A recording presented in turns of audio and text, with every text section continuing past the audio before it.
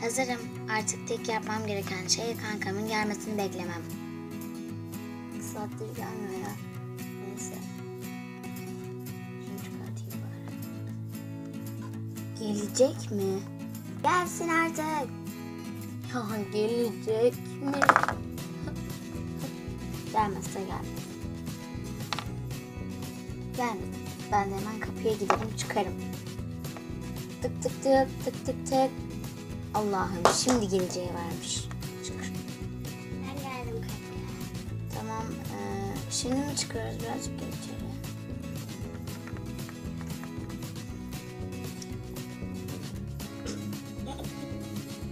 Otursana.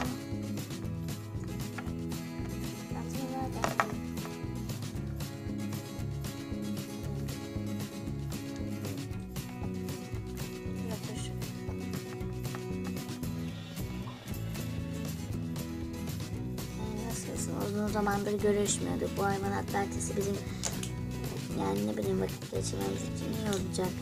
Değil mi Havuç? Ne de olsa ikimiz de kızız. İkimizin de zevkleri aynı. Yani ne bileyim anlaşıyoruz iyice. Yani iyi olur herhalde. Kızım.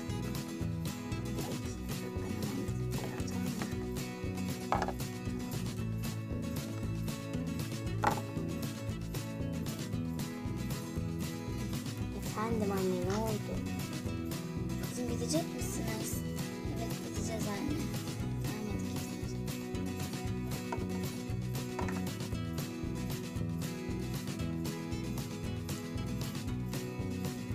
Geldim kanka. Annem dedi ki çıkacak mısınız dedi. Çıkıp da bize. Ben dedim ki çıkacağız. O da tamam çıkıyor. Tamam hadi ben çıkalım.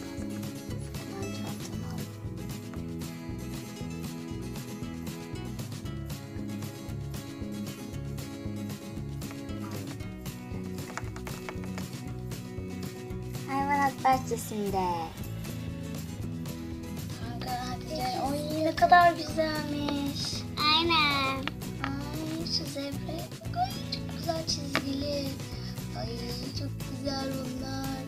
Anne şu file bak. Ay kaplan çıktı. Kaplan. Ay daha küçük hasta falan mı olmuş? Baksana yatıyor. Galiba fil onun.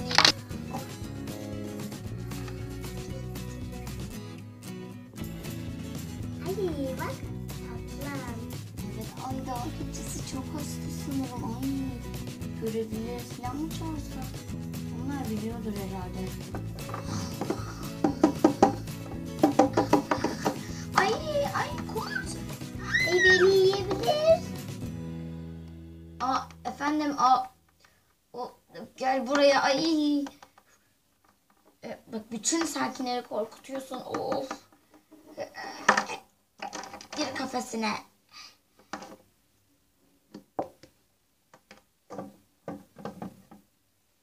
Ay kanka gitti sanırım gel ya.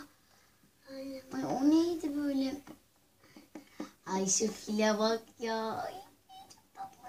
Şu kaplana bak ya. Dit. Ay dokunulmuyor sanırım. Annem dokunmuyor. Hayvanlara dokunmayınız lütfen. Tamam efendim. Ay. Ay çok zevre çok tatlı. Oo benim 2 katımsın abi. 2 katı mı? 3 katım falan yani şuraya çok uzun. Ay benim kaç katımdır acaba? Ne bileyim ben. Koluma bir oldu. Çok korktum.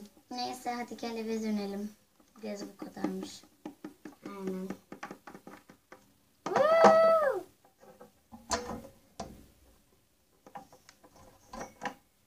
Videomuzu beğenmeyi ve like atmayı, kanalımıza abone olmayı unutmayın. Sizleri çok seviyoruz. Hoşça kalın.